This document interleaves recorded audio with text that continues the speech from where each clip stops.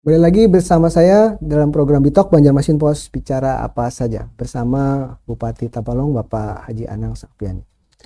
Di segmen ketiga ini Pak, kita juga membuka kesempatan kepada netizen untuk bertanya kepada narasumber kita dan sudah ada beberapa pertanyaan dari netizen kepada Pak Anang. Ini yang pertama dari Instagram Banjarmasin Pos Pak atas nama akun Darwin00. Apa strategi andalan Bapak dalam rangka menyambut IKN baru? Apa saja Pak? Gitu. Mungkin Baik, jadi kalau kita bicara tentang strategi ya, tentu kita bicara tentang realita. Tadi sudah saya katakan bahwa 2 tahun yang lalu saya udah ngomong ketika muncul wacana IKN ini ya, jangan sampai orang Tabalong jadi penonton, ya kan? Kita harus jadi pemain, kalau perlu pemain utama, ya kan? Nah, itu sebabnya muncullah ada 4 upaya tadi kan. Tata ruang, ya kan? Berarti kita menyiapkan tata ruang untuk industri, dan kebetulan ini juga diminta oleh pemerintah pusat, request oleh pemerintah pusat ya. Nah, kemudian kita siapkan SDM-nya, ya kan? Nah, pertanian tadi sudah kita berikan prioritas, kemudian UMKM-nya kita siapkan kredit tanpa bunga, ya kan? Nah, kemudian kita bangun pasar agribisnis. Nah, karena menurut hemat saya Tabalong ini 2 aja. Yang pertama pertanian ya dalam arti luas, yang kedua industri. Nah, 2 sektor itu aja yang bisa menopang, yang lain-lainnya sebagai pendukung gitu. Nah, jadi itu yang menjadi strategi andalan kita supaya orang Tabalong itu tidak menjadi penonton gitu. Saya kira gitu Mas Royan. Iya Pak. Ini ada lagi Pak dari YouTube nih, sekarang dari YouTube Banjarmasin Pos atas nama akun Ikrania Raya Dinata. Bagaimana penataan kotanya Pak? Antisipasi munculnya kawasan-kawasan kumuh, andai Tanjung nanti makin lama makin besar. Baik, kita sudah punya program nol kumuh ya. Nol kumuh. Nah, mudah-mudahan ini bisa berjalan. Saya berharap tahun 2024 itu nol kumuh itu bisa kita capai. Nah, betul. Kalau yang ini sudah berjalan, yang dikhawatirkan kan ekses dari IKN ini. Iya. Maka akan muncul daerah-daerah kumuh yang baru gitu. Nah, kami sudah menyiapkan regulasinya, peraturannya, kemudian kita sudah menyiapkan tata ruang. Ini akan kita lanjutkan ya, tata ruang di Jaro, di Muara Uya yang berbatasan langsung dengan IKN itu. Nah, dengan cara seperti itu kami yakin kekhawatiran akan munculnya daerah-daerah kumuh ini dapat kita minimalkan gitu. Saat ini memang nol kumuh Pak? Belum. Kita menuju ke sana. Oh ya, oke Pak, sudah terjawab nih Pak. Ada lagi pertanyaan dari Riyandi Soleh. Bapak Jokowi mengatakan IKN diprioritaskan untuk pejalan kaki, pengendara sepeda, dan pengguna transportasi umum. Apakah Tabalong punya rencana untuk mengimbangi konsep tata kota semacam itu? Baik. Sebelum COVID ya, kami sempat ketemu dengan salah seorang konsultan yang mendesain IKN.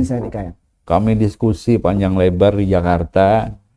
Karena apa? Karena kebetulan Kabupaten Tabalong ingin mengembangkan kota.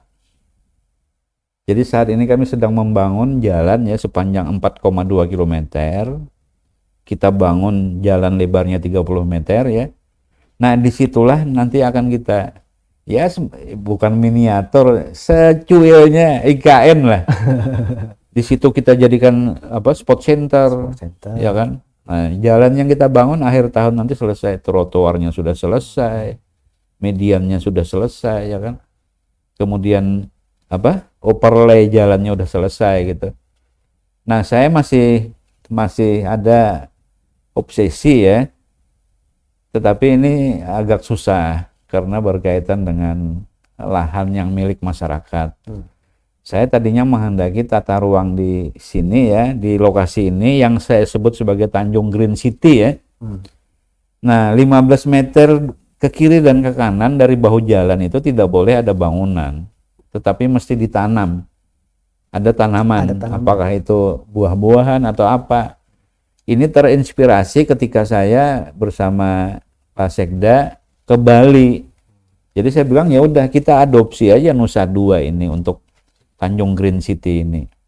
Nah, selain itu kami juga sedang membangun trotoar ya. Trotoarnya sebenarnya udah ada.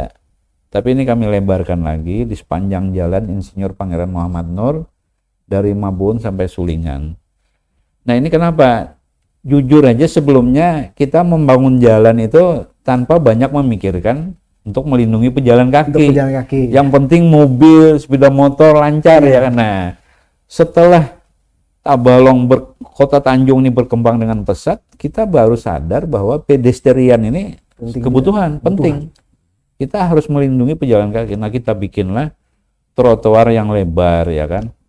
Nah, kelak semuanya akan kita jadikan standar ini sehingga betul tadi orang tidak perlu lagi pakai kendaraan, cukup jalan kaki ya kan. Kaki. Nah, kembali ke Tanjung Green City tadi, di situ nanti akan kita siapkan fasilitas-fasilitas olahraga ya. Saya udah menghadap Menpora di Jakarta, Menpora setuju dibangun sport center bertaraf nasional. Jadi kalau ini bukan hanya untuk Tabalong dan Kalsel kata beliau, tetapi juga untuk IKN gitu, untuk kepentingan nasional. Kita udah siapkan lahan 20 hektar. Nanti penyu-penyunya ya, misalnya tenis indoor, futsal indoor, kita kerjasamakan dengan pihak ketiga. Nah, sehingga misalnya orang dari Banjarmasin atau dari mana mau ke IKN, dia nginap dulu di Tanjung, mau olahraga, semuanya kita siapkan gitu. Jadi sebelum sampai IKN sudah merasakan hawa-hawanya ibu kota ya. Ada satu lagi boleh dijawab Pak? Boleh. Boleh, ada satu lagi dari akun CB. Ini kata Pak Jokowi lagi. Kata Pak Jokowi konsep IKN ya semuanya serba 10 menit. Nah, kemudian ada konsep unik juga Pak untuk Tabalong, tapi mungkin kayaknya ini sudah terjawab nih sebenarnya Pak di pertanyaan tadi soal itu ya. Kayak saya pikir untuk itu sama saja Pak. Mungkin ini agak sedikit santai nih Pak. Tadi kita bicara tentang IKN, bicara tentang indeks pembangunan manusia. Nah, ini mungkin ada hal-hal yang mungkin orang ingin tahu apa sih yang keseharian Pak Anang ya. Nah, keseharian Pak Anang mungkin di luar tugas sebagai Bupati Pak, keseharian ini apa sih Pak yang dilakukan oleh Pak Anang? Baik, jadi ya walaupun di tengah-tengah pandemi ya ada hari-hari tertentu, malam-malam tertentu saya belajar lewat satu kegiatan pengajian gitu ya kan.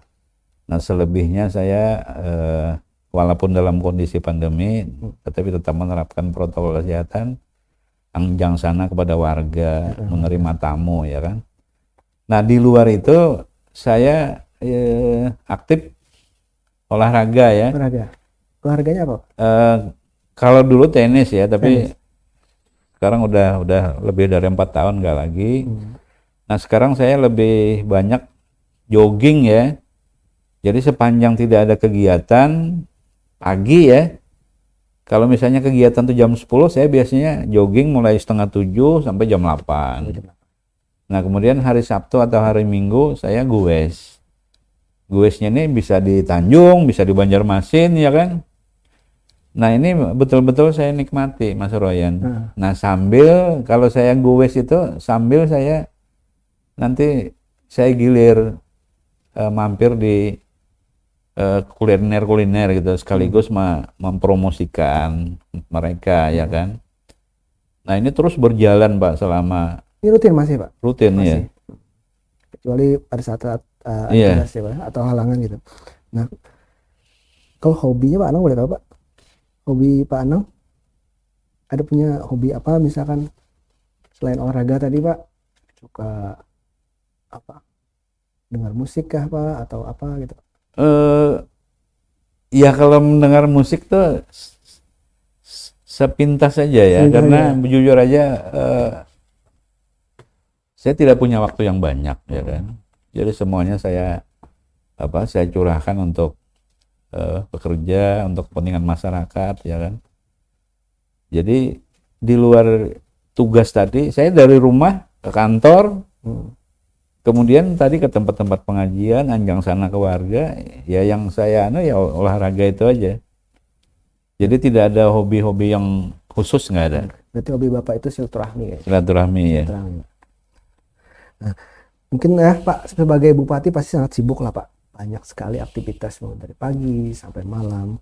Nah, kemudian itu masih ada nggak Pak? Punya quality time bersama keluarga Pak? Baik, ada itu. Ada. Ada. Jadi saya ini kan punya anak 3 ya. Iya Pak. Jadi 2 orang di Banjarmasin, 1 orang di Tanjung gitu. Jadi saya bersama istri saya di Gilir. Iya. Jadi kalau misalnya udah di Tanjung ke Banjar, nah quality time-nya di situ. Oh iya. Jadi kadang-kadang ngumpulnya di Banjar, kadang-kadang di Tanjung gitu. Nah kalau sudah gitu saya lepas Pas semua. dari aktivitas rutin, saya lepas. Semuanya saya curahkan untuk anak cucu saya gitu. Oke Pak. Nah ini mungkin salah satu hal menarik nih Pak. Dan mungkin ini jadi pertanyaan terakhir. Jabatan Pak Anang kan kurang lebih 2 tahun lagi ya Pak ya. Tahun 2024 ini Pak ya berakhir. Ya. Nah, apa rencana Pak Anang ke depannya? Kan Pak Anang sudah 2 periode menjabat sebagai Bupati Tabalong. Apakah ada rencana-rencana ke depan lagi terkait politik kah? Atau kemudian mungkin ada keinginan untuk apalagi setelah jadi Bupati ini Pak? Baik, jadi mungkin ini mungkin ini pengabdian saya yang terakhir ya. Setelah saya berakhir masa jabatan tahun 2024, saya tidak ada rencana untuk misalnya ke politik atau ke pemerintahan lagi gitu, karena saya bisa mengukur diri kan, kemampuan saya ini hanya untuk level skopnya Tabalong aja ya kan. Nah oleh sebab itu insya Allah kalau setelah 2024 itu ya pertama saya lebih konsentrasi ke keluarga, anak cucu ya kan. Nah kemudian yang kedua insya Allah saya lebih banyak berkecimpung di kegiatan pendidikan nanti. Tadi saya sampaikan ya, saya sedang memfasilitasi peningkatan sekolah tinggi ilmu tarbiyah ini menjadi Universitas Islam Tabalong. Nah mungkin saya konsentrasi di situ. Karena saya sendiri kan yang bisa mengukur ya kan. Jadi saya tidak terlalu muluk lah. Jadi intinya bagaimana saya bisa tetap bermanfaat bagi orang banyak, orang lain gitu.